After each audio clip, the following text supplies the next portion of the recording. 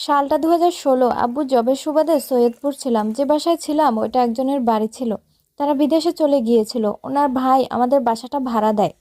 বাসার পাশে শুধু দুইটা বাসা ছিল। পাশের বাসায় মানুষের কাছে শুনেছিলাম এই বাসায় কেউ বেশি দিন থাকে না, কিন্তু কেন থাকে না কেউ বলতে পারে না। যেহেতু আমরা পরিবার ইসলামিক পরিবার, তাই ভয় না পেয়ে আম্মুর পর্দার কথা চিন্তা করে কারো কথায় কান্না দিয়ে থেকে গেলাম ওই বাসায়। 3-4 মাস সমস্যা ছিল না। একদিন আমরা সবাই সন্ধ্যায় ঘুরতে যাই। আসি 8টার দিকে, এসে দেখি বেসিনের উপর সিঙ্গারার অংশ পড়ে আছে। কিন্তু আব্বু সেদিন সিঙ্গারা আনেইনি, কিংবা পাখি ওখানে ফেলে যাবে সেই সিস্টেমও নেই। কিন্তু আসলো কোথা থেকে? শুরু হয় ভয়। যদিও আম্মু আব্বু ভয় পেত না। আমার বয়স 16, আমার ছোট বোন 9। আমরা খুব ভয় পেতে শুরু করি। এরপর আমার মামাতো বোন আমাদের বাসায় বেড়াতে আসে। রাতে বাথরুম থেকে পানির শব্দ শুনতে পায় সে। সে ভেবেছিল হয়তো আমরা কেউ গিয়েছি।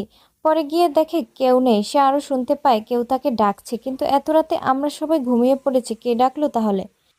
ভয়ে সে পরের দিন গ্রামে চলে যায়। তার কিছুদিন পর থেকে প্রতিদিন গেটে তালায় শব্দ শুরু করে রাত 3টার দিকে। আমার আব্বু যেহেতু হুজুর, কিছু ভয় না পেয়ে দেখতে যায়, কিন্তু কিছুই দেখতে পায় না। আবার টিনের উপর সেম শব্দ শুরু করে। কিছুদিন পর এক মহিলা আসে রাস্তায় গরু নিয়ে। আমাদের গেটের সামনে অনেক ঘাস দেখে গেটে বেঁধে রেখে দেয় গরুকে। আম্মু তখন গেটে ছিল। আম্মুকে বলে, আপনারা এই বাসায় থাকেন? এই বাসায় মেয়ে ফাঁসি দিয়ে মারা গিয়েছে। ওর আত্মীয় কেউ এখানে থাকে না, আর কেউ এই বাসায় এসে টিকে থাকতে পারে না। এসব বলে চলে যায়। পরে আমরা বাসা চেঞ্জ করে ফেলি।